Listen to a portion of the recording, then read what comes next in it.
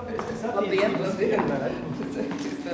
Sveicināt. Sabiedriskas attiecības vienmēr iet aiz streses. Sveicināti.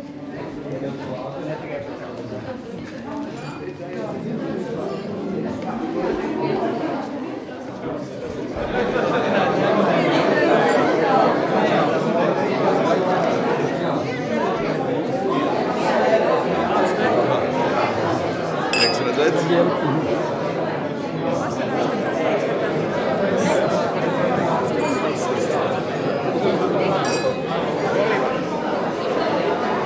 Labvakar, mīļie žurnālisti! Man ir liels gods sveikt jūs parlamentā šodien pēc 20 gadiem. Kad tad, ja ne tagad, kurš cits, ja nees, tā droši vien bija tā doma, ar kuru ik viens Latvijas patriots pirms 20 gadiem sirdī ar pārliecību devās pildīt savu misiju. Un katram šajā brīdī pirms 20 gadiem bija sava vieta. Daži bija tik drosmīgi, ka, neskatoties uz to, kas bija noticis Lietuvā, kur tanki bija pārbraukuši pār neapbruņotiem cilvēkiem, devās uz barikādiem gatavi aizstāvēt savu valstu un jaunatgūto brīvību. Daži rakstīja cimdus ar stipriem latviju rakstiem un sūtīja tos uz Rīgu, lai aizstāvjiem nesaltu rokas. Daži vārīja uz upu, nesa tēju, bet jūs darījāt ļoti svarīgu misiju. Jūs informējāt cilvēkus par to, kas bija, lai tas būtu, lai tas paliktu.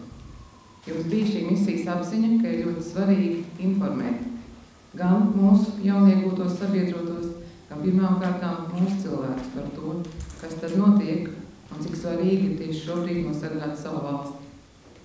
Un ne jau velti Omona kaujinieki par pirmajiem mērķiem izvēlējās žurnālistus. Tos, kuri var pateikt, kuri var dokumentēt.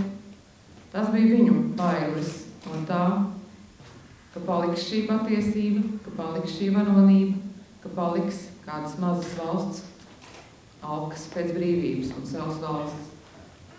Un ne jau velti Andris Slapiņš pēdējos vārdus teica filmē man. Tas ir unikāls, apbrīnojams varonības un pašaizliedzības paraugs, apzinoties to, cik svarīgi ir šajā brīdī, lai citi pēc tam uzzinātu, jo citiem būs jādzīvo un jāstāsta tālāk. Un vēl kas ir svarīgi, ka pirms 20 gadiem, manuprāt, beidzot pirmo reizi, tā pa īstam piedzima tā brīvā un neatkarīgā presa. Radās tā 4. vara. Jūs viņu radījāt, jūs viņu nesat šodien tālāk.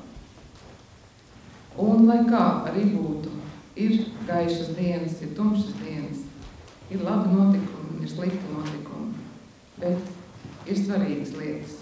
Mums ir sava valsts, mums ir vārda brīvība, mums ir savi cilvēki. Mums esat jūs, kas šo vārdu brīvību nes tālāk, kas var cilvēkiem pastāstīt par to, kas notiek. Es vēlos jums pateikties par to, ko jūs izdarījāt pirms 20 gadiem, par to drosmi. Tā nebija vienkārši drosme, tā bija varonība. Un tā ir tā vērta, lai par to runātu ne tikai pēc 20 gadiem, lai to atcerētos, lai to stāstītu tik vienam.